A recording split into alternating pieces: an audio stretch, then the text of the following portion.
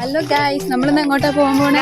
നമ്മൾ ഹനുമാൻകാവ് അമ്പലത്തിലോട്ടാണ് ഗൈസ് പോയിക്കൊണ്ടിരിക്കുന്നത്. ബസ് ഇറങ്ങി ഇവിടെ ഒരുപാട് മാറ്റങ്ങൾ വന്നിട്ടുണ്ട്. ഞാൻ നിങ്ങൾക്ക് കാണിച്ചു തരാം. ഇപ്പൊ ഞങ്ങൾ പണ്ട് പാടത്തൂടെ മാത്രമേ നടന്നു വരുന്നത്. ഇതിപ്പോ ഇവിടുന്ന് അവിടെ വരെ നമുക്ക് റോഡായി ഗൈസ്. ഇപ്പൊ ഇവിടെ കുറെ റോഡൊക്കെ വന്നിട്ടുണ്ട്. ഞാൻ എല്ലാം നിങ്ങൾക്ക് കാണിച്ചു തരാം.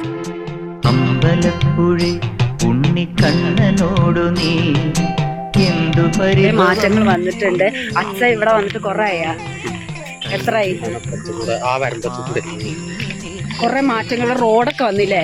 പണ്ട് ഞങ്ങൾ പാടത്തു കൂടെ പോയിരുന്ന സ്ഥലമായിരുന്നു ഗൈസ്. ഇപ്പൊ റോഡൊക്കെ വന്നിട്ടുണ്ട്, ഫുൾ മാറി.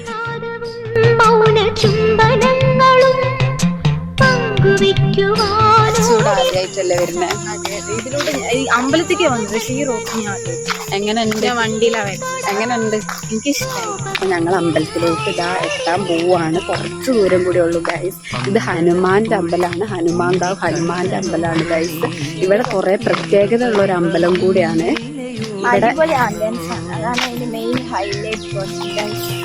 ഞാൻ ഉള്ളിൽ കയറിയിട്ട് അമ്പലത്തിന്റെ കുറച്ച് വ്യൂസ് കൂടി നിങ്ങൾക്ക് കാണിച്ചു തരാം. അതിൻ്റെ ഉള്ളിൽ എത്രത്തോളം വീഡിയോ എടുക്കാൻ പറ്റുമെന്ന് എനിക്കറിയില്ല ഗൈസ്. എനിക്ക് പറ്റുന്ന അത്ര ഞാൻ വീഡിയോ എടുത്ത് ഞാൻ നിങ്ങളെ കാണിച്ചു തരാം. ഇതാണ് അമ്പലത്തിന്റെ ബാക്ക് സൈഡ്. നമ്മൾ ഈ ബാക്ക് സൈഡിലൂടെയാണ് നടന്നിട്ട് ഫ്രണ്ടിലോട്ട് പോകണം.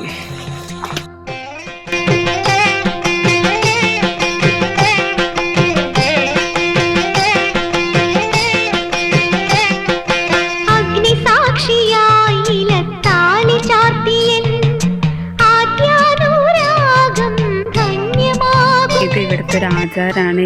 ഈ കല്ലിൽ ചവിട്ടി ഓടി വന്ന് ഈ മണ്ണിലൂടെ ചാടുന്ന ഇവിടുത്തെ ഒരു ആചാരാണ് ഗൈസ്. എന്തോ ലിച്ചിന് ഡൗട്ട് വയ്ക്കാനാണ്. ഹനുമാന്റെ ടെമ്പിളിൽ മാത്രമല്ല ഈ ചാടുന്ന എന്തുകൊണ്ടാണ്? അതെന്താന്ന് വെച്ചാൽ ഞങ്ങൾക്കറിയില്ല.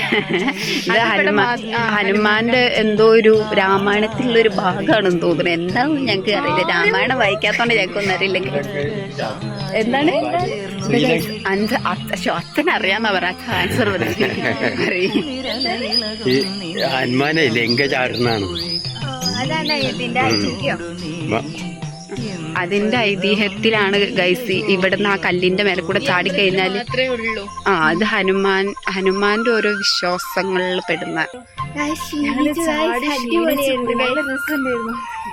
ഒരു വട്ടെങ്കിലും നിങ്ങൾ വന്ന് എക്സ്പീരിയൻസ് ചെയ്യേണ്ട ഒരു അടിപൊളി അമ്പലമാണ്. അപ്പൊ അമ്പലത്തിന്റെ ഉള്ളിലാണെന്നുണ്ടെങ്കിൽ ഫോണൊന്നും അലൗഡല്ല ഗൈസ്. അവിടെ ആണെന്നുണ്ടെങ്കിൽ ഫോണും വീഡിയോഗ്രാഫി ഒന്നും അലൗഡല്ല. അതുകൊണ്ട് അമ്പലത്തിലുള്ള വിഷ്വൽസ് ഒന്നും എനിക്ക് എടുക്കാൻ പറ്റില്ല.